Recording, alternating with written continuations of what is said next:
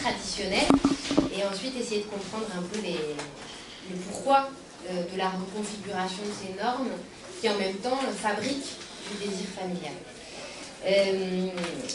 Donc une persistance de normes de genre notamment très forte, mais aussi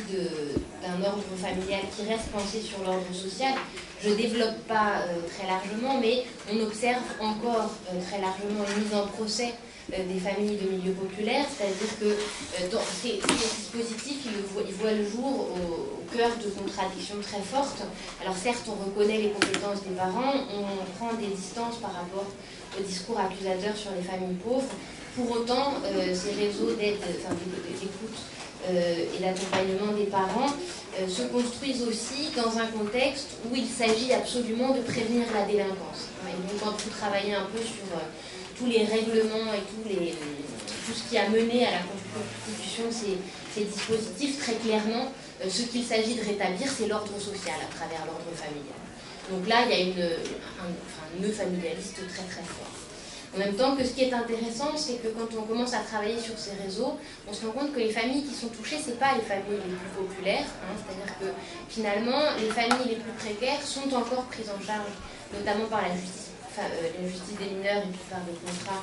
administratifs. Et en fait, on peut se poser la question de savoir si cette politique de soutien à la parentalité, en fait, pas une façon d'étendre le réseau d'encadrement des parents, c'est ce que tu dis par exemple ici sur les crèches, et finalement c'est de façon très diffuse et sans doute beaucoup plus efficace à certains moments donnés, une manière de diffuser des normes autour de la famille.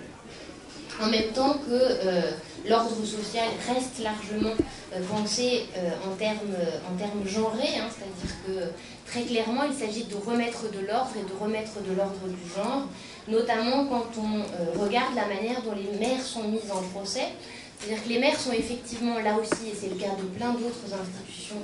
qui visent la famille, les premières interlocutrices, c'est elles qu'on contacte, c'est elles qui appellent l'association de thérapie familiale, c'est elles qui vont convaincre la famille d'aller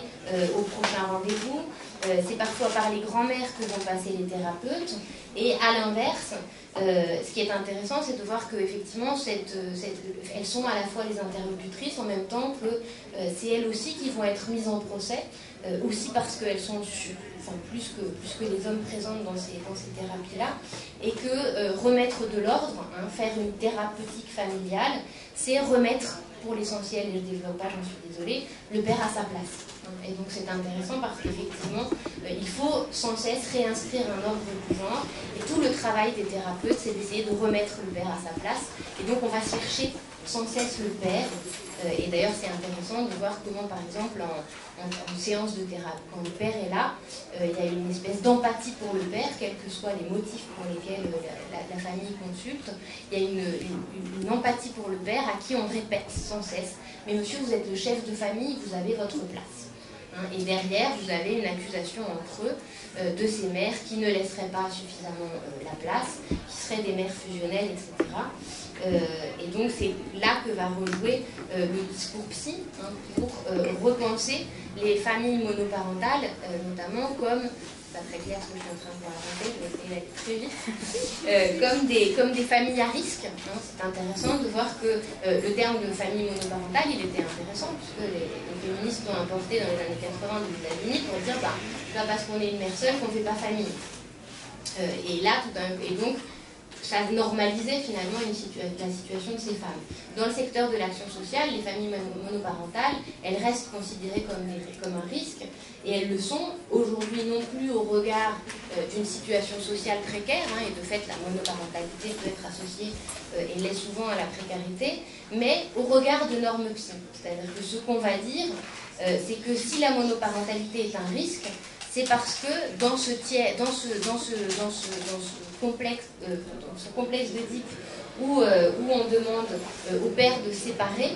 finalement il manque ce tiers séparateur, et tout le travail, ça va être effectivement de faire la séparation avec la mère, à qui on va demander absolument d'être là, en même temps qu'on va lui demander de sortir de l'aliénation maternelle. Je suis en train de m'emmêler les pinceaux, parce que je suis déjà en train de...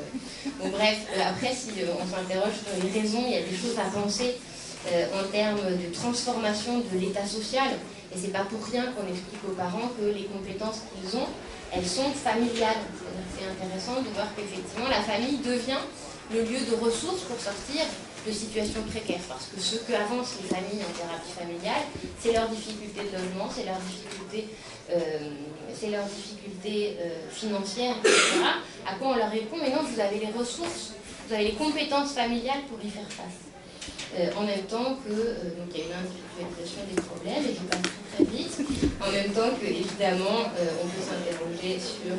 le développement et la diffusion de normes psy qui très clairement fabriquent du désir familial et voilà, diffusent très largement des normes hétéronormées.